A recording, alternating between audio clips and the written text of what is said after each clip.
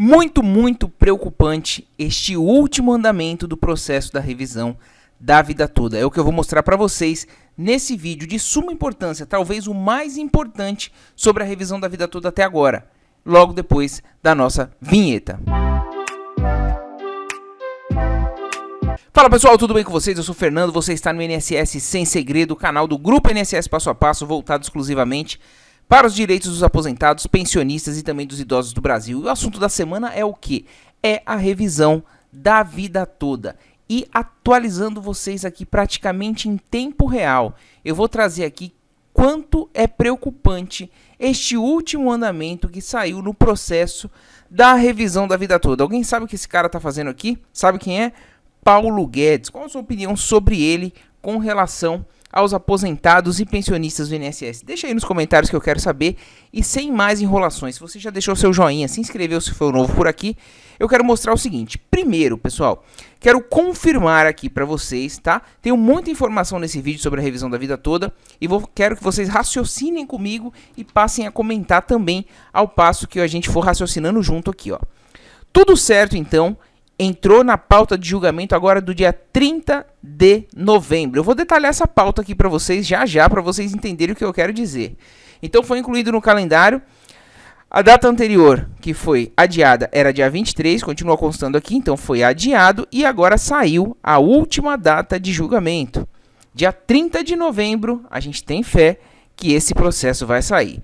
E aí eu quero voltar um pouquinho nesse assunto aqui, pessoal. Quem não assistiu o nosso último vídeo, talvez não tenha ficado sabendo, mas ministros foram ao STF para tentar convencer Carmen Lúcia, que foi um voto já a favor dos aposentados e pensionistas na revisão da vida toda, a mudar o seu voto ou fazer alguma alteração ou postergar esse processo. Fato é que a gente foi fazer, além das matérias, a gente foi verificar na agenda de Carmen Lúcia do dia 23 efetivamente. Tá lá, você pode colocar aí até no Google, agenda, ministros do STF, você coloca por data, vai aparecer. Então, realmente, a agenda da ministra Carmen Lúcia, e soa muito estranho. Meio-dia e 30 do dia 23, ela recebeu o ministro da Economia, Paulo Guedes, e o ministro da Casa Civil, Ciro Nogueira. E às 13 horas... ou seja, eles chegaram praticamente juntos, talvez algum assunto à parte.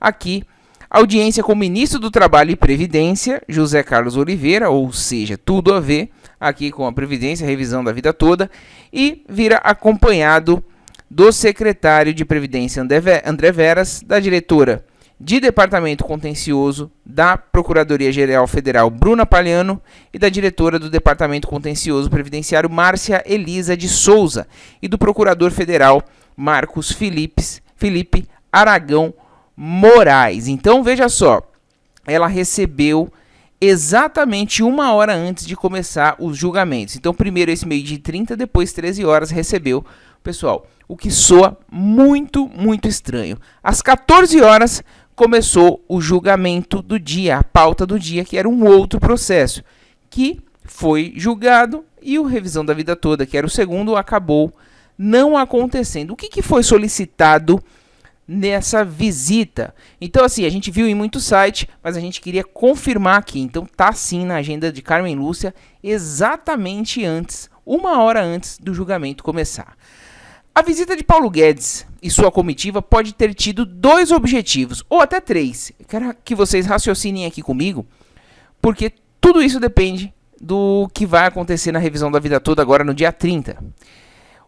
Na minha opinião, pedir ao STF para segurar o julgamento para depois do governo Bolsonaro e jogar esse problema para o governo Lula lá na frente resolver. Afinal, Paulo Guedes fez umas contas mirabolantes lá e fala que o prejuízo, entre aspas, será o gasto público, se a revisão da vida toda for deferida, vai ser de 400 e tantos milhões, o que não é verdade, 400 e tantos bilhões, na verdade. O que não é verdade da parte dele. Muita gente não tem direito, já tem um benefício mais de 10 anos, então, enfim, é uma mentira realmente para tentar criar um clima para que o STF politicamente derrube a revisão da vida toda. Lembrando que o STF tem que decidir matéria de direito, não importa a situação do país. Então, uma é essa, pessoal, que eu já praticamente descartei. Por quê? Porque já foi remarcado agora para o dia 30. Então, se ele queria jogar para o ano que vem, se esse foi o pedido dele, não foi acatado ou não foi esse o pedido dele, porque já marcaram agora por dia 30 de novembro. Eu achei que fosse ficar dormindo em berço esplêndido novamente. Mais um ponto para a pressão dos aposentados e pensionistas do INSS. Inclusive, compartilhe esse vídeo o máximo que você puder, pessoal. Compartilhe mesmo, porque a gente está mostrando aqui a verdade do que está acontecendo nos bastidores dessa revisão da vida toda. Segunda possibilidade, tentar interferir para que a ministra mude o voto dela. Aqui ele mataria no ninho a revisão da vida toda. Para quem não sabe, o placar está 6-5. E ministra Carmen Lúcia, ela votou a favor dos aposentados e pensionistas do INSS. Se ela muda o voto dela, fica 6-5 para o INSS. Ninguém mais vai ter direito à revisão da vida toda. Então pode ter sido isso. Acho muito, muito difícil uma ministra que já votou favoravelmente, votou de forma fundamentada, reconhecer o direito, mudar o voto agora. Ou uma terceira hipótese que foi aventada, inclusive, pelo veículo de informação que trouxe do Globo, o Valor Econômico, dizendo que eles queriam, na verdade, que a revisão da vida toda fosse reconhecida pelo STF apenas para aposentadorias, e não para salários, para pensões por morte, e não para auxílio-doença, o que não tem cabimento. O que o STF está decidindo é a forma de cálculo. E a forma de cálculo ela afeta a pensão por morte, auxílio-doença e afeta as aposentadorias também, certo? Então não tem cabimento. O que pode acontecer aqui? Pelo que a gente viu, ou eles não acataram, ou o pedido é para que haja uma alteração, para que vire o voto de Carmen Lúcia. Voltando aqui à data do julgamento, pessoal. Quando a gente detalha, olha só, tá tudo certinho aqui, dia 30/11, confirmado. Vou mostrar uma coisa aqui para vocês. Dá uma olhadinha aqui, ó. Que interessante. Detalhando a pauta do dia, aqui 30/11, qualquer um pode fazer isso, entrar lá no site do STF, detalhando a pauta do dia. Tá aqui, ó, 35ª sessão, vai começar às 14 horas. E vai ter um primeiro julgamento aqui às 14 horas, uma DPF 634, depois um habeas corpus 166373.